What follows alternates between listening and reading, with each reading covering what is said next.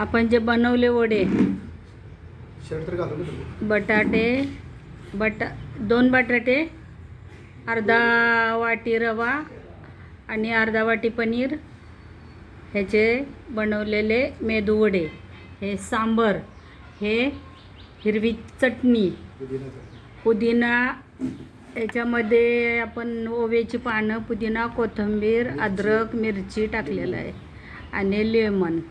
आता हे खाऊन बघायचे कसं टेस्ट कशी आहे.